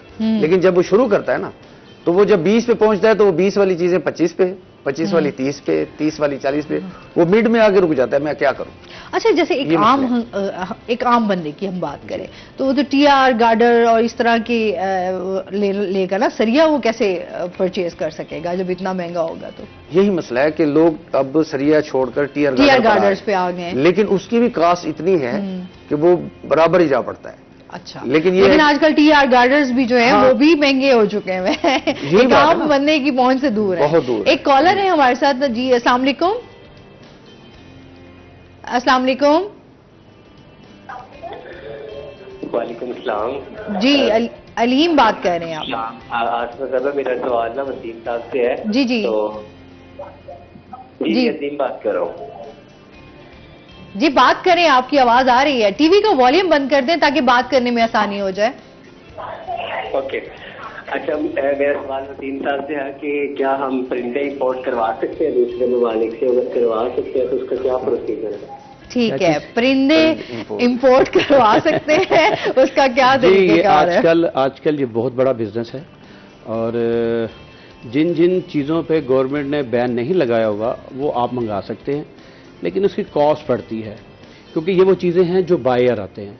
सी फ्रेट्स ऑलरेडी इतने ह्यूज एक्सपेंसिव हो चुके हैं, तो जब आप एयर फ्रेट पे जाएंगे तो वो उससे भी ज़्यादा एक्सपेंसिव हो गए हैं। लेकिन आप मंगवा सकते हैं, जिन जिन ममालिक पे बैन नहीं है उसकी लिस्ट अगर आप चाहें तो आप मुझसे नंबर मेरा ले लीजिएगा, प्रोग्राम के बाद आपको दे देंगे, तो मैं आपको पूरा गाइड दे दूंगा कहाँ कहाँ से आप मंगवा सकते हैं और कौन कौन सा परिंदा आप मंगवा सकते हैं, बिल्कुल मंगवा सकते हैं। अच्छा, वैसे सर इंपोर्ट और एक्सपोर्ट के हवाले से भी जानना चाहेंगे, क्या सूरत हाल है? देखिए, मैं अगर आपको लास्ट 2 मंथ्स की बात बताऊं तो एक्सपोर्ट लेवल जो है स्पेशली टेक्सटाइल का वो बहुत कम मार्जिन में हो गया है, क्योंकि हम पाकिस्तान में हम एग्रीकल्चर हैं और कॉटन में हम फेम दुनिया में। जी बिल्कुल। जब पाकिस्तानी कॉटन की बात आती है तो वो पाकिस्तानी कॉटन जो है वो बड़ी मशहूर है। अच्छा, उसमें जो हमारे साथ प्रॉब्लम है वो ये है कि हम फिनिश गुड्स पे नहीं जा सकते। हम या धागा एक्सपोर्ट करते हैं या फिर हम कोरा कपड़ा। दुनिया की जितनी बड़ी बड़ी मल्टीनेशनल कंपनीज हैं वो पाकिस्तान से कपड़ा मंगा लेती हैं, ठीक है, उसके बाद वो सारा प्रोसेस जो है वो अपने मुल्क में करती हैं, क्योंकि वहाँ उनको डाइस भी सस्ता है, उनको लेबर भी सस्ती है, उनको केमिकल भी सस्ता पड़ता है, ड्यूटीज नहीं है केमिकल्स पे। सही। तो उनको कंपनसेशन होती है। जो कपड़ा 200 रुपये मीटर यहाँ से वो खरीदते हैं, उसी 200 रुपये मीटर कपड़े की वो 1.5 मीटर में तकरीबन जीन्स बन जाती है, 1.5 से 2.25 मीटर में। ठीक है। वो जो 300 या 500 का जो कपड़ा आ जाता है तो वो मल्टीप्लाई होके वो थाउजेंड्स में वो जीन्स पाकिस्तान में आती है और हम बड़े खुशी से उस जीन्स को कहते हैं कि ये इम्पोर्टेड है। अदरवाइज हमारे अगर उस पर देखा जाए तो वो जो कपड़ा होता है उसका में दुनिया की बेहतरीन जीन्स और फेमस जो कंपनी है उनको कपड़े की सप्लाई हम लोग कर रहे हैं। ठीक है। लेकिन मैं जब वो उसके रेट्स मार्केट में जाके देखता हूँ तो बड़ा ह्यूज डिफरेंस होता है कपड़े कोरे में। क्वालिटी पे वही बात आ जाती है ना, लोग समझते हैं शायद बाहर की जो चीज है वो बहुत ज्यादा क्वालिटी के लिहाज से, अगर पाकिस्तान में मेड इन पाकिस्तान है तो लोग इस चीज को प्रमोट नहीं करेंगे, बट वही अगर कि बाहर से अगर चीज आई है अब तो एक चीज और भी हो गई है कि जब से कोरोना ने बड़ी वो की थी तो पाकिस्तान पे अल्लाह ताला की खास मेहरबानी हुई। इंडिया बहुत सफर कर रहा था, बांग्लादेश बहुत प्रॉब्लम में था, श्रीलंका सीरियस प्रॉब्लम में था, तो अगर अल्लाह की कोई खास रहमत थी तो वो पाकिस्तान। तो बहुत बड़ी बड़ी मल्टीनेशनल कंपनीज उन दिनों में पाकिस्तान आई हैं और उन्होंने अपना काम दोबारा पाकिस्तान से स्टार्ट किया है और यहाँ तक भी हुआ है कि उन्होंने वहां से सिर्फ अपना लेबल भेजा है, बाकी टोटली यहाँ से जीन्स कंटेनर में पैक होके वहां वापस रिटर्न वापस आई। ठीक है, इसमें मजीद भी हम बात करेंगे। नाज़रीन, अभी हमने जाना है ब्रेक पे, हमारे साथ रहिएगा।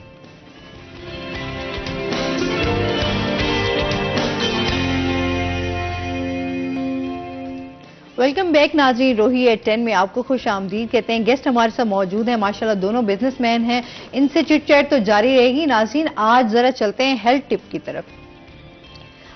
अच्छा, आज हम जो हेल्थ टिप पे बात करने जा रहे हैं वो हम बात करेंगे हरी मिर्च पे। आज हम बात करने जा रहे हैं, अगर हम हरी मिर्च के बहुत सारे फ़वाइदे हैं जिनसे हम जो है ना, बहुत सारे लोग उनको पता नहीं होता कि हरी मिर्च के असल में फ़ायदे क्या हैं। तो थोड़ा सा हरी मिर्च के बारे में आपको बता देती हूँ कि कुदरती अज्जा में इसमें पाए जाते हैं, विटामिन सी से भरपूर है। अच्छा, इसके अलावा विटामिन ए, B6, आयरन इसमें मौजूद है, कॉपर है, पोटाशियम है और थोड़ी मिकदार में प्रोटीन भी इसके साथ मौजूद है। कार्बोहाइड्रेट इसमें पाया जाता है। इसके साथ साथ हरी मिर्च में कुदरती तौर पर जो है पानी भी वाजिया पाया जाता है। इसमें कोलेस्ट्रॉल का तनासुब बिल्कुल जीरो होता है। इसमें स्पाइसी सब्जी में कैरोटीन ए, कैरोटीन बी मौजूद होता है। अगर हम बात करें कि ये किस तरह आपको फायदा दे सकता है तो ये इसके फवायद देते हैं कि आप जैसे आंखों की बहुत सारी बीमारियां होती हैं, नजर कमजोर हो तो आप हरी मिर्च खाया करें। हरी मिर्च से क्या होता है कि आपकी नजर जो है वो तेज होती है, देखने का जो आपका एक व्यू है वो क्लियर होता है। बहुत सारे लोग जो है ना वो हरी मिर्च को साइड पे कर देते हैं। खानों में हमारे अगर हरी मिर्च ना हो तो खाना बड़ा अधूरा सा रहता है, ऐसा ही है सर। हरी मिर्च जो है ना वो बहुत सारे, अच्छा मेरे वालिद साहब हैं, मैं अगर अपने नाज़रीन को बताऊं तो कच्ची मिर्च जो है ना वो हरी मिर्च वो खाने के साथ लाजमी खाते हैं। उसके बड़े फवायद हैं कि अगर आप हरी मिर्च जो है वो खाएंगे तो आपको बड़ा ही उसका फायदा मिलेगा। आपकी एक तो मैंने आपको आंखों की हिफाजत बता दी कि किस तरह आप अपनी आंखों का ख्याल रख सकते हैं। अच्छा, जिल्द की अगर हम बात करें, स्किन की केयर, तो वो कैसे हो सकती है, क्योंकि इसमें आपको विटामिन जो है वो सी मिल रहा है। अच्छा, उसके साथ जो है इसमें काफ़ी आयरन भी है जो खून बनाने में भी मदद करता है। उसके साथ साथ काफ़ी बीमारियों से आपको निजात मिलती है, जिस तरह बहुत सारी एलर्जी हो जाती है, स्किन एलर्जी हो जाती है, उससे आपको हरी मिर्च जो है वो बहुत फायदा देती है। अगर हम बात करें हरी मिर्च आप कैसे इस्तेमाल कर सकते हैं, हरी मिर्च खानों में इस्तेमाल होती है। अगर आप अचार घर में बना रहे हैं तो हरी मिर्च का अचार बन सकता है। डिफरेंट उसके फायदे हैं बहुत। सालन, तो मैं वही बात कर रही थी कि सालन हमारे घरों में जो है ना उसके बगैर अधूरा है। अच्छा, उसे खाने क्या क्या बनते हैं, हरी मिर्च वाली कढ़ाई बन जाती है, हरा मसाला बन जाता है। तो डिफरेंट खानों में जो है वो हरी मिर्च का बहुत ज्यादा इस्तेमाल किया जाता है। एक तो वो स्पाइसी होती है, आपके खाने को मजेदार बनाती है। अगर आप लाल मिर्च का जो है वो कम इस्तेमाल करेंगे और हरी मिर्च का इस्तेमाल ज्यादा करेंगे तो वो ज्यादा आपको फायदा देगी। अच्छा, अगर उसकी बात करें आपके स्टमक की, बहुत सारी ऐसी बीमारियां होती हैं जो आपका खाना जो है वो डाइजेस्ट नहीं हो रहा, तो हरी मिर्च उसमें फायदा देता है कि आपका खाना जो है आप डाइजेस्ट कर सकते हैं। तो हरी मिर्च के बहुत सारे फायदे हैं और मैंने आपको बताया कि उसमें क्या क्या पाया जाता है। तो आज से आप जो है ना हरी मिर्च की तरफ तवज्जो करने लग जाएं और अपने आप को से, क्योंकि हमारा हेल्थ टिप की तरफ बात यही होती है कि हमने अपने आप को हेल्दी कैसे रखना है, अपने आप को फिट कैसे रखना है। तो वो ये चंद चीजें हैं जो हम रोज डिस्कस करते हैं और आपसे शेयर करते हैं कि आप भी अपनी सेहत का भरपूर ख्याल रखें। सर, आपको वैसे हरी मिर्च पसंद है? कितनी पसंद है? तीखी होती है? नहीं, अगर आप पाकिस्तान से बाहर जाएं, स्पेशली मिडल ईस्ट कंट्रीज़ में या टर्किश एरियाज़ में जाएं, तो वो ट्रेडिशनल हैं, उनकी बड़ी बड़ी हरी मिर्च हैं और वो स्टार्टर के तौर पे सबसे पहले आपको हरी मिर्च देते हैं। हाँ, मैं तो बताना भूल गई, हमारे बेसन की जो हरी मिर्च बनाई जाती है, क्योंकि रेसिपीज है ना डिफरेंट। बिल्कुल बिल्कुल वो बेसन वाली मिर्च जो है वो तो स्पेशली आपकी माह रमजान में भी बड़ी चली है, स्पेशली चलती है, वो हमारा ट्रेडिशन में फूड आता है। है। बिल्कुल ऐसे ही है। सर, आपको वैसे तीखी मिर्च पसंद है? हरी मिर्च? मिर्च तो मिर्ची है जी, लेकिन जितनी तारीफें आपने की हैं तो मुझे लगता है आप मिर्च मीठी लगेगी। वो वैसे अच्छा, लेकिन वो मिर्च खानी जो है वो हमारी जैसे बॉडी की जरूरत है। हाँ जी, तो अल्लाह ने जो भी नेमतें हमें दी हैं तो जाहिर है हमारे फायदे के लिए दी हैं, तो मिर्च को बिल्कुल जरूर इस्तेमाल करना चाहिए। जैसे आपने फायदे बताए उसकी आंखों का। मैं अभी ये बताने लगी थी कि मिर्चें ये ना हो कि कहीं आप ज्यादा खा लें तो आपने कोई चीज एक लिमिट तक अच्छी लगती है। मैं तो ये कहूंगा कि मिर्चें खानी चाहिए, मिर्चें लगानी नहीं चाहिए। ये अच्छी बात की आपने। मिर्च आजकल वैसे लोग काफी मिर्चें लगा देते हैं, मिर्च मसाला। टू डेज टिप देगी आज। हाँ, ये एक बेहतरीन टिप हो गई कि मिर्चें आपने खानी लगानी नहीं है। अच्छा, उसका नुकसान ज्यादा है वैसे, अगर आप किसी को मिर्च लगा देंगे तो उसके इफेक्ट ज्यादा पड़ेंगे आपको। अच्छा सर, बड़ी आज ऐसा लग रहा था कि आप, मैं समझी थी कि आज थोड़े गेस्ट आएंगे ना, वो थोड़े बिजनेसमैन होंगे, थोड़ा ऐसे वो रूखापन होएगा, लेकिन माशाल्लाह बड़ा अच्छा आपके लोगों के साथ। अच्छा सर, जिस तरह अभी हम बात कर रहे थे बिजनेस के हवाले से, इंपोर्ट और एक्सपोर्ट की हम बात कर रहे थे, बहुत सारे लोगों को ये होता है कि उनको तरीका नहीं पता होता कि किस तरह चीजें एक्सपोर्ट करनी है, किस तरह इंपोर्ट करनी है। उसके हवाले से भी थोड़ा नाजरीन को गाइड कीजिएगा कि किस तरह आपने, जाहिर सा बिजनेस आपने स्टार्ट करना है तो क्या तरीकेकार है, किस तरह बिजनेस किया जा सकता है। जी, ये बहुत जबरदस्त मैं समझता हूँ क्वेश्चन आपने किया। लोगों के पास अवेयरनेस नहीं है, लोग इतना बड़ा बड़ा काम कर रहे हैं लेकिन वो डरते हैं, यार हम इसके लिए हमें डॉक्यूमेंटेशन करनी पड़ेगी, ये करना पड़ेगा, वो करना पड़ेगा, कहाँ से इजाज़त लेनी पड़ेगी। लेकिन आज एक्सपोर्ट करना और इंपोर्ट करना इतना आसान है कि आप जस्ट एनटीएन बनवाएं, अपनी कंपनी को रजिस्टर्ड कराएं और सेल्स टैक्स रजिस्टर्ड कराएं अपना। उसके बाद आप बैंक में अकाउंट खोलें और अपना काम करें। गवर्नमेंट ने इसको इतना आसान कर दिया है कि आप जितना कहें उतना आसान है। तो इसलिए आज एक्सपोर्ट करना और इंपोर्ट करना डिफिकल्ट नहीं है, मतलब आसान है, बहुत आसान है। ठीक है, एक कॉलर है हमारे साथ जी, खुर्शीद हैं मुल्तान से। अस्सलाम वालेकुम। वालेकुम अस्सलाम जी, क्या कहना चाहेंगे? जी, मैं फैसल भाई से सवाल करना चाहता हूँ। खुर्शीद हुसैन नकवी अर्ज कर रहा हूँ, सेमाल प्लाजा सुल्तान कैट से, आला रफ फूड के मालिक। जी जी, फैसल भाई क्या हाल है? फैसल भाई नहीं है ये, आपको मैं शुएब साहब हैं और वसीम साहब हैं। हाँ, शेख वसीम भाई, वसीम भाई जी जी जी, क्वेश्चन करें। हाल है जी, अल्लाह का शुक्र, अल्हम्दुलिल्लाह। और 6 माल प्लाजा शाहजी आल अरब फूड का मालिक बोल रहा हूँ भाईजान। जी जी जी जी, अल्लाह का शुक्र अल्हम्दुलिल्लाह। हाँ। आप सुनाए, ठीक ठाक है? क्वेश्चन क्या करना चाहेंगे? फैसल भाई आप ठीक है? जी, क्वेश्चन क्या करना चाहेंगे? पाकिस्तान से हम आप इम्पोर्टर, आपको मौलाना कनाज ने बना दिया, अब हम कौन भी अपने वो कोई कच्चे बर्तन इम्पोर्ट करवा दें, उसका भी कोई प्रोसेस है? क्या इंपोर्ट करना चाह रहे हैं? आपकी आवाज प्रॉपर नहीं आ रही। हम ये चाह रहे हैं कि जो हमारे मुल्तानी ये बाहर किस तरह जाएंगे? एक्सपोर्ट।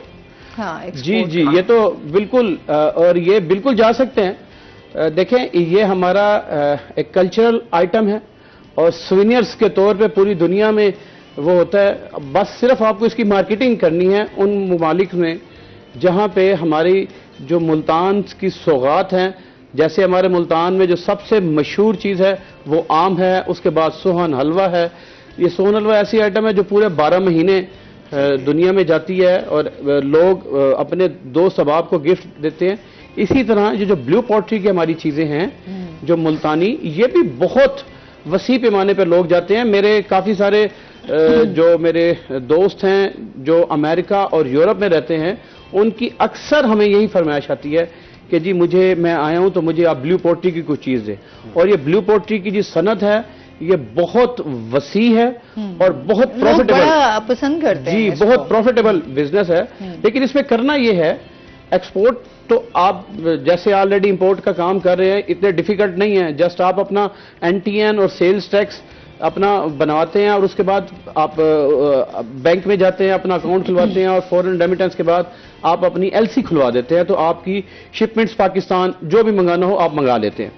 इसी तरह एक्सपोर्ट करने में भी ये होगा कि आपका क्लाइंट आपसे बात करेगा, उसी तरह आप बैंक में अकाउंट जो होगा उसमें वो पैसे भेजेंगे। अब उसको आप डीए बेसिस पे करना चाहें, एलसी पे करना चाहें या पेमेंट एट बीएल पे करना चाहें, मैंने सारी एक्सपोर्ट से रिलेटेड चीजें आपके सामने खोल दी हैं। लेकिन उसके लिए आपको वहां अपना कस्टमर तलाश करना पड़ेगा जिसको जाके आप अपनी करें। मैं बहुत सारे ऐसे लोगों को जानता हूं जो वहां पे अपना छोटा सा स्टोर खोला उन्होंने यूएसए में। यहां से ब्लू पोट्री जो हमारे फैंसी शूज हैं जिसको खुसा हम बोलते हैं, हमारे बैंगल्स, हमारी ज्वेलरी जो हमारी कल्चरल है, वो यहाँ से चीजों को आप जो है जी वो वहां से पूरा कंटेनर लेके जाते हैं यहाँ से, और वो वहां जाके अपने स्टोर में बहुत बल्क में, जैसे अगर उनको कॉस्ट पड़ रही है रुपीज में, एक चीज उनको 300 रुपए में पड़ रही है, तो अगर हम उसको डॉलर में कन्वर्ट करेंगे तो ऑलमोस्ट $1.5 की वो पड़ेगी। ठीक है, तो वो वहां $20 में सेल होती है। बड़ा प्रॉफिटेबल बिजनेस है, आपको करना चाहिए। और अगर आपको मेरी कोई हेल्प की जरूरत हो तो आप मेरा मोबाइल नंबर आपको यहाँ से मिल जाएगा, आप मुझे कॉल कर सकते हैं। सही। अच्छा सर, शुएब साहब आपसे भी जानेंगे कि बिजनेस कोई अगर स्टार्ट करना चाहता हो तो क्या तरीकेकार है इस तरह के बिजनेस में आना चाहता हो? असल में पहले जिसने बिजनेस स्टार्ट करना है उसके शौक को देखा जाए कि वो किस तरह का बिजनेस लाइक करता है, फिर उसको प्रॉपर कुछ अरसा सीखे। लोग क्या करते हैं, डायरेक्ट ले आके इन्वेस्ट करते हैं, फिर उसको चला नहीं पाते, फिर डिसआउट होकर उसको क्लोज कर देते हैं, तो इसमें बहुत बड़ा नुकसान होता है। अच्छा, काफी लोग इसी डर की वजह से नुकसान कर बैठते हैं। जी, असल वही है कि उनका होमवर्क नहीं होता। असल यही है कि जो पहले आप बिजनेस सिलेक्ट करें, आपने गारमेंट्स का करना है, आयरन का करना है, कॉटन का करना है, किसी भी एनीथिंग, तो उसको फिर थोड़ा सा सीखें।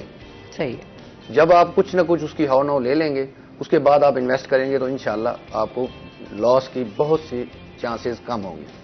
अच्छा सर, वैसे आप बाय चांस इसमें बिजनेस में आपको शौक था कि मैंने बिजनेसमैन ही बनना है, या जैसे पेरेंट्स की तरफ से होता है कि नहीं जो हम बिजनेस कर रहे हैं इसी में ही आपने आना है, कोई अपना शौक भी था कि कुछ बनना था? असल में शौक तो जब इंटर हुआ ना मैं उस वक्त पैदा हुआ। बिजनेस तो हमारे दादा से चला आ रहा है हमारा आयरन का। तो जब मैं आया और इसकी जो जैसे चीजें देखी, इसकी हाव नाव ली, इंटरेस्ट बढ़ा और फिर जो हमसे आगे थे लोग उनको देखा, फिर उनको मैंने अचीव करने की कोशिश की कि ये जो आगे हैं लोग, ये जो ज्यादा हमसे सेल कर रहे हैं, तो इनकी क्या एक्टिविटीज हैं, हम क्यों पीछे हैं। तो उसको मैंने आगे स्टिकली लिया, कुछ वर्क किया, कुछ उसको अपने हैंड ओवर किया, तो उसको लेके चला आज मुझे 20 ईयर्स हो गए हैं, अल्हम्दुलिल्लाह उसको चला रहे हैं माशाल्लाह। अच्छा, थोड़ा सा ये भी जानेंगे, जो आपकी टीम वर्क है, जाहिर सी बात है पूरी एक टीम आपके साथ काम कर रही है। जैसे अभी शहबाज शरीफ साहब ने अनाउंस किया कि सैलरी जो है वो 25,000 होनी चाहिए, तो इस तरह ही आपने फिक्स कर दी है या अभी उस पर जारी है? नहीं, मैं इस बात पे बहुत खुश था क्योंकि मेरे जो एक पर्सनल सोल्यूशन जो मैं लोगों को बताता था कि महंगाई का जो सोल्यूशन है ना, वो इस वक्त ये है कि हम महंगाई को कंट्रोल नहीं कर सकते, हमारे बस की बात नहीं है, लेकिन हम इसको इस तरह कर सकते हैं कि जो आम आदमी की सैलरी है उसको बढ़ाएं ताकि वो उसको पहुंच सके, अपनी जो बेसिक चीजें हैं उनको ले सके। क्योंकि महंगाई इतनी है, मैं समझती हूँ कि आज के दौर में 25,000 तो कुछ भी वैल्यू नहीं रख रहा, क्योंकि हम तो बाहर निकले तो आपका 5 से 10,000 आपका लग जाता है, ये नॉर्मल है। आपने अगर घर से बाहर निकलना है, अगर आप आ रहे हैं जा रहे हैं, आपका पेट्रोल है, आपकी जरूरियात हैं, चीजें हैं, आपने घर को भी मैनेज करना है, आपने बच्चों की फीसिस भी देनी है, आपने बिल भी भरने हैं, तो बहुत सारे अखराजात, अब तो मैं समझती हूँ अखराजात बढ़ गए हैं। मेरे एक दोस्त हैं क्लोज, उनसे मैं बैठा उनसे, तो वो उन्होंने मुझे बात बताई कि 30,000 सैलरी वाला बंदा हमारी आंखों में होता है कि यार 30,000 सैलरी है तेरी, बहुत हैंडसम सैलरी है। हाँ। लेकिन उसने मुझे थोड़ा ऐसे ना फिंगर टिप्स पे ना बता दिया कि भाई ये बिजली का बिल आता है, ये 2 बच्चे हैं उनकी ये पे है, स्कूल की फीस है, हाँ। और ये जो उनकी ट्यूशन है, ये उनकी जो है हाँ, ये बिल है, हाँ, ये यहाँ की 30,000 वहीं खत्म हो गए। तो उसने कहा जी देखिए आप ग्रोसरी लेने जाए तो कम से कम 25,000 तो आपके ग्रोसरी में ही चले जाते हैं, फिर पीछे रह क्या जाता है। एक कॉलर है जी हमारे साथ, महबूब साहब हैं जी मियाँ वाली से। अस्सलाम वालेकुम। जी वालेकुम सलाम जी, क्या कहना चाहेंगे महबूब साहब? मैम मैं ये प्लीज बात करना चाहता हूँ। जी जी करें बात। सर मेरी, अस्सलाम वालेकुम सर। वालेकुम सलाम। सर मेरी आपसे एक छोटी सी रिक्वेस्ट है।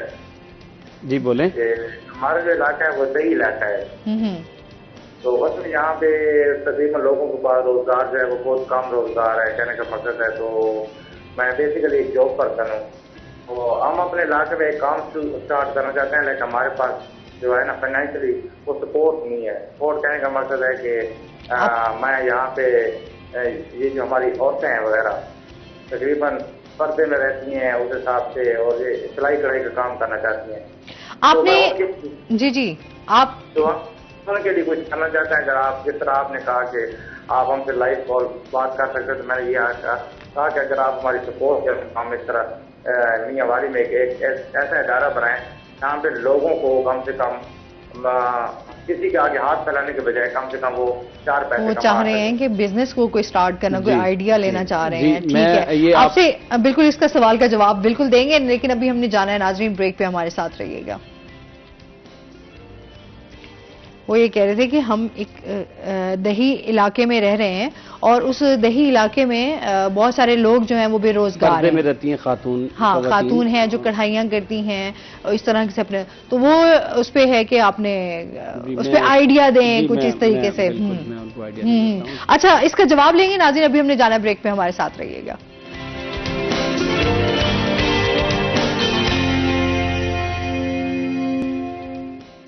वेलकम बैक नाजरीन, बात हो रही है हमारी बिजनेस के हवाले से, इंपोर्ट एक्सपोर्ट पे बात कर रहे हैं। अच्छा, पहले कॉलर का जवाब ले लेते हैं क्योंकि उन्होंने कॉल की थी और वो जवाब ले थे कि किस तरह कोई वो आइडिया चाह रहे थे कि क्या बिजनेस करना चाहिए। देखिए, आपका सवाल जो मुझे समझ में आया वो ये था कि आप वहाँ मुख्तलिफ घरों में, क्योंकि वो एरिया ऐसा है जहाँ पर्दा का बड़ा ख्याल रखा जाता है, तो मुख्तलिफ घरों में आपके जो है ना वो सिलाई कढ़ाई का काम होता होगा, कपड़ा जो सूटी जो एम्ब्रॉयडरी का काम होता होगा, जो हाथ से रिलेटेड होता होगा, तो उसमें अगर आप ये देखें कि अगर आप इसको पॉजिटिवली लें तो आपके पास बहुत ज़बरदस्त किस्म का हुनर है। आप यही सेम लोधरा, भावलपुर, इन एरियाज़ में जाएं तो यहाँ बहुत वसी काम हो रहा है। तो अगर आप सियासी वसेब को देखें या हमारे वसीब को देखा जाए तो जो भावलपुर की तारीख है वो बहुत पुरानी तारीख है, तो वहाँ पे भी पर्दे का सारा सिस्टम होने के बावजूद वो लोग अपने घरों से भी काम कर रहे हैं और घर से काम बना के उन्होंने अपना एक मार्केट बनाई है। आप मुल्तान आएँ, आप लाहौर जाएं, जो बड़े बड़े बुटीक्स पे बैठे हुए हैं वो आपसे परचेज करेंगे और इनकी इतनी बड़ी बड़ी बुटीक है, इनको तो चाहिए होता है नए नए किस्म के डिज़ाइन चाहिए होते हैं और हाथ की कढ़ाई पूरी दुनिया में मशहूर है। और मुल्तान की स्पेशली अगर हम कढ़ाई की बात करें तो मुल्तान की कढ़ाई भी बहुत मशहूर है। बिल्कुल। अब मैं अक्सर देख रहा हूँ कि ये ना, एक जमाने में ऐसा होता था कि जब ईद बकरीद आती होती थी तो हम बड़े शौक से अपने बच्चों को मुल्तानी कढ़ाई वाले चोले पहनवाते होते थे। जो वो हमारा मुल्तानी चादरें बहुत मशहूर हैं, मुल्तानी चादरें बड़ी मशहूर हैं। उसका अगर आप देखें तो छाप घर वाले बहुत होते थे। एरिया गली गली में वो छाप घर वाला बैठा होता था, डिजाइन उसके पास होते थे, वो डिजाइन छापता था। उसके बाद घर की खवातीन जो है वो सिलाई पुड़ाई करके उसको वो मार्केट में सेल करती थी। तो ये बहुत जबरदस्त काम है, कॉस्ट भी इस पे कम पड़ती है। तो आप इसको बड़े बड़े शहर जैसे मुल्तान है, लाहौर है, आप यहाँ पे इसको मार्केट को टारगेट करें। यहाँ बहुत बड़े बड़े ब्रांड्स बैठे हुए हैं जो अपना टैग लगाते हैं, आपसे परचेज करते हैं और वो अपने स्टोर्स पे उसको बेचते हैं। ये आपके लिए बड़ा आसान जो है ये वो है। और बाकी जब आप बड़े शहरों में आ जाएंगे तो फिर आपको रास्ते खुल जाएंगे।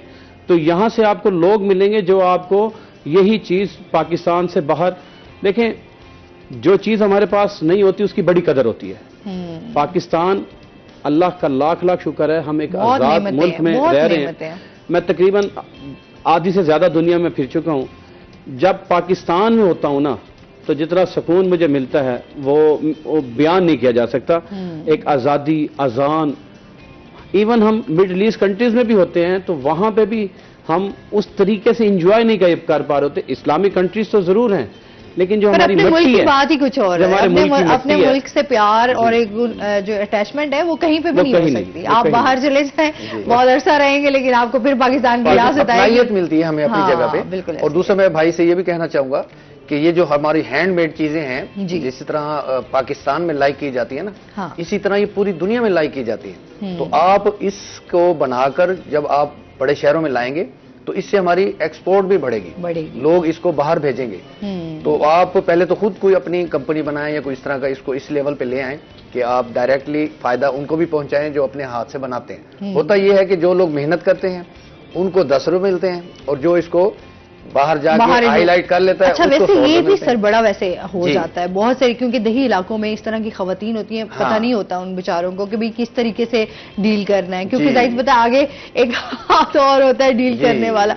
तो वो जो उनकी मेहनत होती है वो उजरत उनको नहीं मिलती। वही कह रहा हूँ कि जिनका हक है वो उन तक पहुंचे। बस जाहिर सी बात है, उन्होंने काम करना है, मेहनत करनी है, तो वो उसी पे ही सब्र शुक्र करके गुजारा कर लेते हैं और कहते हैं अच्छा चलो जो आ रहा है मिल रहा है उससे हमारे घर का सिस्टम तो चल रहा है। इसमें मैं एक बात और कर दूं कि मैं आपकी, अगर आप चाहें तो अगर आपके पास वहाँ 1 कमरा या 2 कमरे, अगर आपके पास कहीं स्पेस है तो वहीं छोटा सा इंस्टीट्यूट बना लें, 5-10 मशीनें रखें और वहाँ पे जो पर्दे का ख्याल रखें और वहीं ख़वातीन को इकट्ठा कर लें और वो बनाएंगी।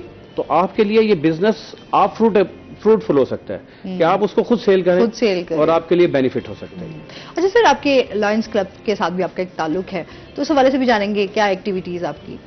जी, लायंस क्लब इंटरनेशनल, अल्लाह का शुक्र है कि मैं इस 14 मई को डीजी इलेक्ट होने जा रहा हूँ इंशाल्लाह। और मेरे लिए ये बड़ी फ़ख्र की बात है कि मैं पाकिस्तान को 208 मुल्कों में, तकरीबन 200 से ज़्यादा मुल्कों में मैं पाकिस्तान को नुमाइंदगी करूँगा। लायंस क्लब देखें उन चीज़ों पर मुश्तमिल है जो हमारे इस्लाम से ली गई है। नबी करीम सल्लल्लाहु अलैहि वसल्लम ने, हमारे आका अलैहिस्सलाम ने फरमाया कि आप भाईचारा करें, लोगों के काम हैं, लोगों की मुसीबतों में उनके काम हैं। सेम यही चीज़ें लायंस क्लब इंटरनेशनल ने आज से 105 साल पहले इनको बैठे, दोस्तियाँ बनी और हम लोगों के लिए कैसे काम करें। तो बढ़ता बढ़ता बढ़ता आज वो तकरीबन पूरी दुनिया में उसकी शाखें हैं। और इसी हवाले से रमज़ान शरीफ में मुझे ये बात करते हुए बड़ी फ़ख्र महसूस हो रहा है कि हमारे पाकिस्तान में कोई तकरीबन 10 से 12 हज़ार लाइन्स हैं। जितने भी बिजनेस कम्युनिटी के नाम हैं वो हमारे लाइन्स से जुड़े हुए हैं। और अगर मैं आज इस मौके पे अगर बयान करूं कि उन्होंने हर लेवल पे जाके उन्होंने रमज़ान में हंगर रिलीफ पे काम किया, लोगों की अफ्तारियां कराई, लोगों को ईद के कपड़े दिए, लोगों को जूतियां दी, लोगों को ईद की खर्चियां दी। तो अल्हम्दुलिल्लाह अल्हम्दुलिल्लाह ये एक ऐसा काम है जो हमें, जिसमें हमारा दीन भी हमें मतलब एक नेकी का और अच्छाई का काम है। अच्छा जी, वक्त क्योंकि पता ही नहीं चला, बहुत मुख्तसर सा वक्त है, तो बहुत शुक्रिया, बहुत अच्छा लगा आप हमारे शो में आए और काफी इंफॉर्मेशन हमारे व्यूवर्स तक भी पहुंची कि वो अपना बिजनेस अगर स्टार्ट करना चाहते हैं तो वो किस तरह अपना बिजनेस स्टार्ट कर सकते हैं, क्या क्या चीजें हैं। अभी बहुत सारी बातें ऐसी थी जो क्वेश्चन थे वो रह गए हैं, इंशाल्लाह फिर आपको दावत देंगे इंशाल्लाह कि आप जो है हमारे साथ शो करें और इन्फॉर्मेशन व्यूवर्स तक पहुंच सके। बहुत शुक्रिया आपका। और इसके साथ ही नाज़रीन, आज का प्रोग्राम यहीं पे खत्म हुआ। अपना बहुत सारा ख्याल रखिएगा, दुआओं में याद रखिएगा। इंशाल्लाह जिंदगी ने साथ दिया तो मंडे को फिर से अपनी मुलाकात होगी। अल्लाह हाफिज, और इसके साथ ही अपने वीकेंड को भरपूर तरीके से एंजॉय कीजिएगा।